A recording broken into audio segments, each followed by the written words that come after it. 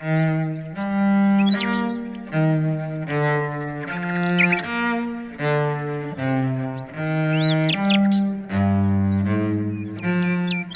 heart aches, and a drowsy numbness pains my sense, as though of hemlock I had drunk, or emptied some dull opiate to the drains 1 minute past, and Lethe woods had sunk.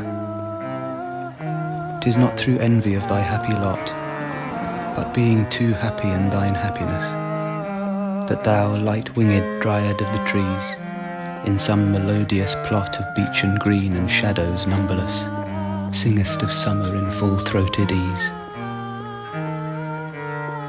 Oh, for a draught of vintage that hath been cooled a long age in the deep delved earth, tasting of flora and the country green, dance and Provençal song and sunburnt mirth. Oh, for a beaker full of the warm south, full of the true, the blushful hippocrene, with beaded bubbles winking at the brim and purple-stained mouth, that I might drink and leave the world unseen, and with thee fade away into the forest dim. Fade far away, dissolve and quite forget what thou among the leaves hast never known, the weariness, the fever and the fret, here where men sit and hear each other groan, where palsy shakes a few sad last grey hairs, where youth grows pale and spectre thin and dies, where but to think is to be full of sorrow and leaden-eyed despairs, where beauty cannot keep her lustrous eyes, or new love pine at them beyond tomorrow. Away, away, for I will fly to thee, not charioted by Bacchus and his pards, but on the viewless wings of poesy, though the dull brain perplexes and retards. Already with thee, tender is the night, and haply the queen moon is on her throne, clustered around by all her starry fays.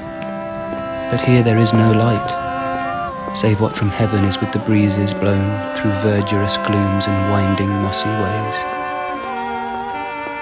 I cannot see what flowers are at my feet, nor what soft incense hangs upon the boughs, but in embalmed darkness guess each sweet wherewith the seasonable month endows the grass, the thicket and the fruit tree wild, white hawthorn and the pastoral eglantine, fast fading violets covered up in leaves, and mid-May's eldest child, the coming musk rose, full of dewy wine, the murmurous haunt of flies on summer eves.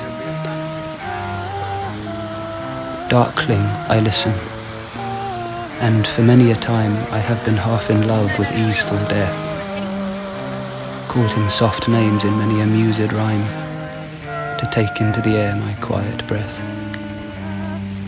Now more than ever seems it rich to die, to cease upon the midnight with no pain, while thou art pouring forth thy soul abroad in such an ecstasy. Still wouldst thou sing, and I have ears in vain, to thy high requiem become a sod. Thou wast not born for death, immortal bird.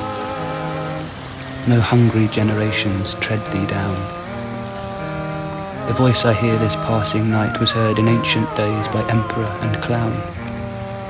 Perhaps the self-same song that found a path through the sad heart of Ruth, when, sick for home, she stood in tears amid the alien corn. The same that oft times hath charmed magic casements, opening on the foam of perilous seas in fairy lands forlorn. Forlorn, the very word is like a bell to toll me back from thee to my sole self. Adieu. The fancy cannot cheat so well as she is famed to do, deceiving elf. Adieu, adieu, thy plaintive anthem fades, past the near meadows, over the still stream, up the hillside, and now 'tis buried deep in the next valley glades. Was it a vision, or a waking dream? Fled is that music. Do I wake or sleep?